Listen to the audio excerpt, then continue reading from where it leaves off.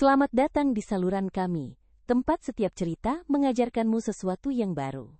Cerita bahasa Inggris hari ini berjudul Impian Anak Tunawisma.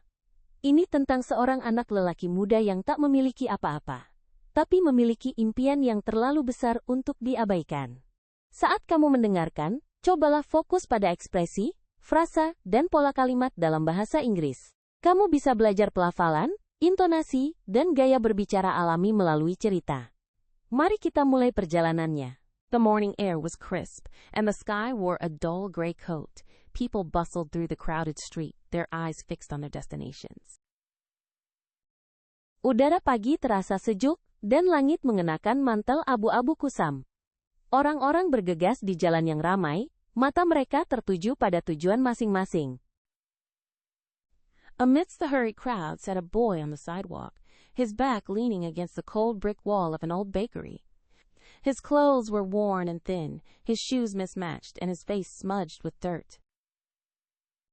Di tengah keramaian, duduklah seorang anak laki-laki di trotoar, bersandar pada dinding bata dingin dari sebuah toko roti tua. Pakaiannya lusuh dan tipis, sepatunya tidak serasi, dan wajahnya kotor. But in his lap was a book. Old, torn at the edges, but treated like a treasure. Namun di pangkuannya ada sebuah buku, tua, robek di tepinya, tapi diperlakukan seperti harta karun. His name was Amir, 12 years old and already far too familiar with hunger and cold. Namanya Amir, 12 tahun, dan sudah terlalu akrab dengan rasa lapar dan dingin. Every day he woke up in the same alleyway, clutching his backpack filled with scraps of paper and broken pencils. Setiap hari, dia bangun di gang yang sama, memeluk ransel yang berisi potongan kertas dan pensil yang patah. He had no home, no family to call his own, but he had a dream bigger than the streets he wandered. Dia tidak memiliki rumah, tidak ada keluarga yang bisa dia panggil milik sendiri, tapi dia memiliki mimpi yang lebih besar dari jalanan yang dia jelajahi. Amir wanted to go to school. Amir ingin pergi ke sekolah. Every morning he would sit outside Greenwood Elementary, peeking through the classroom window. Setiap pagi, dia duduk di luar SD Greenwood, mengintip melalui jendela kelas. Inside, children sat in neat rows, notebooks open, pencils moving. Di dalam, anak-anak duduk rapi, buku catatan terbuka, pensil bergerak. A teacher paced the front of the room, her voice warm and steady. Amir couldn't hear her words, but he watched her lips, read from the textbooks he had found in the trash, and copied everything onto scraps of cardboard. Seorang guru berjalan di depan kelas, suaranya hangat dan mantap. Amir tidak bisa mendengar kata-katanya, tapi dia memperhatikan gerakan bibirnya, membaca dari buku-buku teks yang dia temukan di tempat sampah, dan menyalin semuanya ke potongan kardus. One day, as Amir scribbled letters on a flattened cereal box, the classroom door opened. Suatu hari, saat Amir menulis di kotak sereal yang sudah dipipihkan, pintu kelas terbuka. The teacher stepped out. Sang guru keluar. She had seen him before, always sitting there, always watching, but that morning, something in Amir's eyes caught her. Dia sudah melihat Amir sebelumnya, selalu duduk di sana, selalu memperhatikan. Tapi pagi itu, ada sesuatu di mata Amir yang menarik perhatiannya. A deep hunger, not for food, but for knowledge. Sebuah rasa lapar yang mendalam, bukan akan makanan, tapi akan pengetahuan. Hey there, she said gently, kneeling down beside him. What's your name? Hai, katanya lembut, berlutut di sampingnya. Siapa namamu? Amir hesitated. People rarely spoke to him kindly. Amir ragu-ragu. Orang jarang berbicara padanya dengan ramah. Amir, he whispered. Amir, bisiknya. I'm Miss Thompson, she said. I see you out here every day. Are you reading that book? Aku Bu Thompson, katanya. Aku melihatmu di sini setiap hari.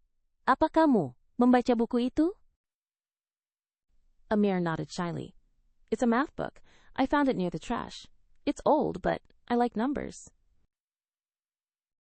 Amir mengangguk malu-malu. Itu buku matematika. Aku menemukannya dekat tempat sampah. Sudah tua, tapi aku suka angka. She was surprised by his pronunciation and curiosity. Would you like to learn inside? Dia terkejut dengan pelafalan dan rasa ingin tahunya. Kamu mau belajar di dalam? Amir's eyes widened, glowing with hope.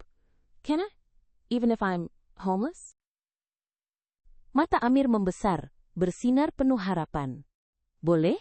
Walaupun aku tunawisma. Miss Thompson smiled. Everyone has the right to learn. Bu Thompson tersenyum. Setiap orang berhak untuk belajar. That day Amir sat at the back of the class. The students whispered and stared, but Miss Thompson silenced them with a single look. Hari itu, Amir duduk di bagian belakang kelas. Para siswa berbisik dan memandangnya, tapi Bu Thompson membuat mereka diam, hanya dengan satu tatapan. She gave Amir a notebook, new pencils, and a desk. Dia memberi Amir buku catatan, pensil baru, dan meja sendiri. Though he struggled at first, his eagerness was undeniable. He was always the first to arrive, often before the doors opened, and always the last to leave. Meskipun dia kesulitan di awal, semangatnya tidak bisa disangkal. Dia selalu menjadi yang pertama datang, bahkan sebelum pintu dibuka, dan yang terakhir pulang. As weeks passed, Miss Thompson learned more about Amir's story. Seiring berjalannya minggu, Bu Thompson mengetahui lebih banyak tentang kisah Amir. His parents had passed away in a fire 3 years ago. Orang tuanya meninggal dalam kebakaran 3 tahun yang lalu. Since then, he had drifted between shelters and streets, surviving on kindness and his own resilience. But despite everything, he never gave up on his dream. Sejak saat itu, dia berpindah-pindah antara tempat penampungan dan jalanan, bertahan hidup berkat kebaikan orang dan keteguhannya sendiri. Namun meski begitu, dia tidak pernah menyerah pada mimpinya. He began to shine in class. He was quick with numbers, thoughtful with words, and passionate about science. Dia mulai bersinar di kelas. Dia cepat dalam berhitung, bijak dalam kata-kata, dan penuh semangat dalam sains. Other students, once wary, began to admire him. Siswa lain, yang awalnya ragu, mulai mengaguminya. They started sharing lunches, offering spare jackets, and helping him study. Amir wasn't just learning, he was inspiring. Mereka mulai berbagi makan siang, menawarkan jaket cadangan, dan membantunya belajar. Amir tidak hanya belajar, dia menjadi inspirasi. One rainy afternoon, the school principal called Miss Thompson into her office. Suatu sore yang hujan, kepala sekolah memanggil Bu Thompson ke kantornya. We can't keep a homeless child enrolled without proper guardianship, the principal said gently. Kita tidak bisa mempertahankan anak tunawisma tanpa wali resmi, kata kepala sekolah dengan lembut. It's against policy, Miss Thompson's heart sank. But he's doing so well. He's got potential. He just needs a chance. Itu melanggar kebijakan. Hati Bu Thompson terasa berat. Tapi dia sangat baik. Dia punya potensi, dia hanya butuh kesempatan. There are rules, Diane, the principal said, unless someone takes legal responsibility for him. Ada aturan, Diani, kata kepala sekolah, kecuali seseorang mengambil tanggung jawab hukum atasnya. That evening, Miss Thompson found Amir sitting in the library, head buried in a book about stars. Malam itu, Bu Thompson menemukan Amir duduk di perpustakaan, kepala tenggelam dalam buku tentang bintang-bintang. You really like science, don't you? She asked. Kamu benar-benar suka sains ya? Tanyanya. Amir looked up. I want to be an astronaut. I want to see the world from above. Up there, no one's homeless. Amir menoleh. Aku ingin jadi astronot. Aku ingin melihat dunia dari atas. Di atas sana, tidak ada yang tunawisma. She smiled, though her heart ached. Would you ever want to stay with someone? Like a real home? Dia tersenyum, meskipun hatinya terasa sedih. Kamu pernah ingin tinggal dengan seseorang, seperti rumah sungguhan? Amir looked down. I've never had one that lasted. Amir menunduk. Aku tidak pernah punya yang bertahan lama. Well, she said softly, maybe it's time that changed. Ya, katanya pelan. Mungkin sudah waktunya itu berubah. That weekend, Miss Thompson started the legal process to become Amir's guardian. Akhir pekan itu, Bu Thompson mulai mengurus proses hukum untuk menjadi wali Amir. It wasn't easy. There were interviews, inspections, background checks. But she didn't stop. Itu tidak mudah. Ada wawancara, inspeksi, pemeriksaan latar belakang. Tapi dia tidak menyerah. Neither did Amir. He kept studying, kept dreaming. Begitu juga dengan Amir. Dia terus belajar, terus bermimpi. Months passed. Amir moved in with Miss Thompson. Bulan-bulan berlalu. Amir pindah ke rumah Bu Thompson. For the first time in years, he had a warm bed, regular meals, and someone to tuck him in at night. Untuk pertama kalinya dalam beberapa tahun, dia punya tempat tidur hangat, makanan teratur, dan seseorang yang menidurkannya di malam hari. He even had a room filled with books, math books, science kits, posters of planets, and a telescope by the window. Dia bahkan punya kamar penuh buku, buku matematika, perlengkapan sains, poster planet, dan teleskop di dekat jendela. By the end of the school year, Amir was top of his class. Menjelang akhir tahun ajaran, Amir menjadi siswa terbaik di kelasnya. At the award ceremony, he gave a speech, trembling but proud. Pada upacara penghargaan, dia menyampaikan pidato, gemetar tapi bangga. I used to watch this school from the outside. I never thought I'd belong here, but someone saw me, not just the dirt on my face or the holes in my shoes. Dulu aku hanya melihat sekolah ini dari luar. Aku tidak pernah menyangka bisa menjadi bagian dari tempat ini. Tapi seseorang melihatku, bukan hanya kotoran di wajahku atau lubang di sepatuku. She saw my dream, and because of her, I believe I can be anything. Dia melihat mimpiku, dan karena dia, aku percaya aku bisa menjadi apa saja. The audience stood, applauding with tears in their eyes. Penonton berdiri, bertepuk tangan, sambil meneteskan air mata. Years later, Amir walked across the stage again, this time in a navy blue cap and gown. Bertahun-tahun kemudian, Amir berjalan di atas panggung lagi, kali ini dengan topi dan jubah biru tua. He had earned a full scholarship to study astrophysics. Miss Thompson, sitting in the front row, clapped with pride, her eyes wet with joy. Dia mendapat beasiswa penuh untuk belajar astrofisika. Bu Thompson duduk di barisan depan, bertepuk tangan bangga, matanya basah oleh kebahagiaan. As Amir looked out into the crowd, he remembered the cold sidewalk, the old math book, the whisper of a dream too big for the streets. Saat Amir memandang kerumunan, dia mengingat trotoar yang dingin, buku matematika tua, dan bisikan mimpi yang terlalu besar untuk jalanan. Now he was living it.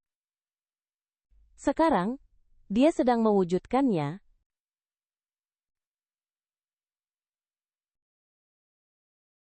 The morning air was crisp, and the sky wore a dull gray coat. People bustled through the crowded street, their eyes fixed on their destinations. Amidst the hurried crowd sat a boy on the sidewalk, his back leaning against the cold brick wall of an old bakery.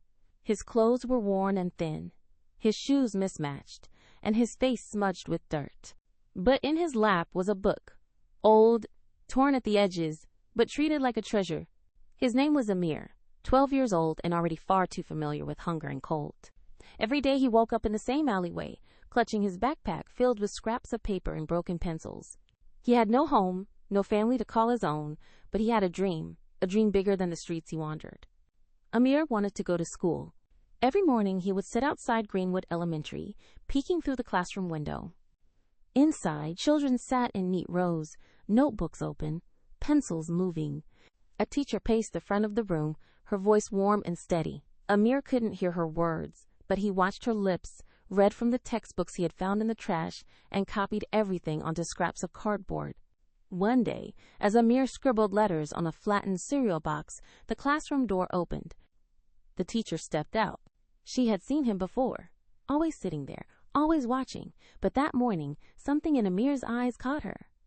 A deep hunger, not for food, but for knowledge. "Hey there," she said gently, kneeling down beside him. "What's your name?" Amir hesitated. People rarely spoke to him kindly. "Amir," he whispered. "I'm Miss Thompson," she said. "I see you out here every day. Are you reading that book?"